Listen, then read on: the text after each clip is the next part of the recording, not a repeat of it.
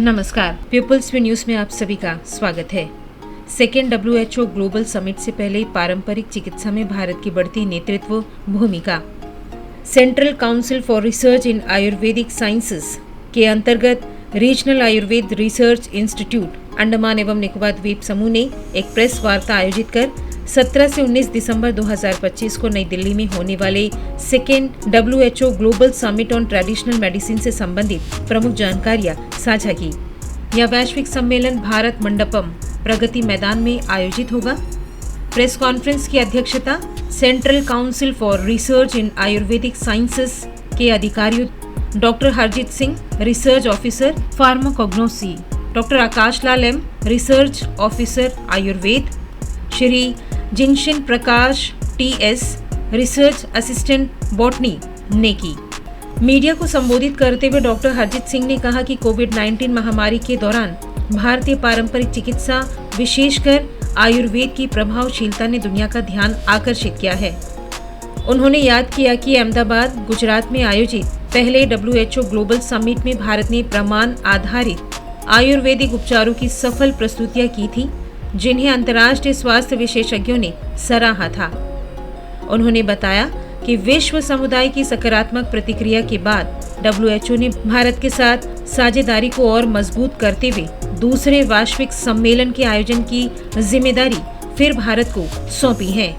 Second WHO global summit के प्रमुख विशेषताएं इस प्रकार है, जिसके अंतर्गत डॉक्टर सिंह ने सम्मेलन की मुख्य झलकियां साझा की, जिनमें शामिल है आयुष एक्सपो और फील्ड विजिट्स, डिजिटल उपकरणों, आर्टिफिशियल इंटेलिजेंस और आयुर्वेदिक नवाचारों का प्रदर्शन, भारत की पारंपरिक ज्ञान विरासत, जन स्वास्थ्य पहलू और अनुसंधान प्रगति की प्रदर्शनी, अनुभव आधारित वेलनेस जोन और आधुनिक आयुर्वेदिक उपकरणों का लाइव प्रदर्शन, अश्वगंधा पर विशेष वैश्विक कार्यक्रम, जिसमें विभिन्न बीमारियों में इसके उपचारात्मक उपयोगों पर विस्तृत चर्चा होगी।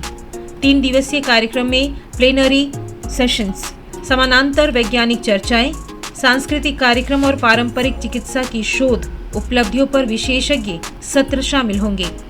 सम्मेलन में भागीदारी बहुत बड़े पैमाने पर होने की उम्मीद है, जिसमें शामिल है 79 आधिकारिक विदेशी प्रतिनिधिमंडल, 100 से अधिक देश, जिनमें लगभग 500 वर्चुअल प्रतिनिधि में Indonesia, Vietnam, Bhutan, Belarus, Brazil, Cuba, Colombia, Fiji, Ghana, Mauritius, Malaysia, Maldives, Peru, Sri Lanka, Suriname, UAE, Thailand आदि शामिल होंगे।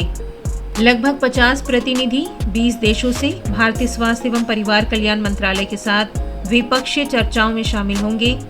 इसके अलावा आयुष क्षेत्रों से जुड़े हितधारक, वैश्विक स्वास्थ्य नेता, उद्योग से जुड़े प्रतिनिधि, शोधकर्ता और विद्यार्थी भी उपस्थित रहेंगे। सम्मेलन का औपचारिक उद्घाटन विश्व स्वास्थ्य संगठन WHO के महानिदेशक डॉक्टर टेड्रोस अडोनम ग्रेबियसिस द्वारा किया जाएगा। वे इस कार्यक्रम के मुख्य अतिथि भी होंगे। भारत सरकार के वरिष्ठ मंत्री और विभिन्न देशों के उप मंत्रालय स्तर के प्रतिनिधि भी उद्घाटन समारोह में शामिल होंगे।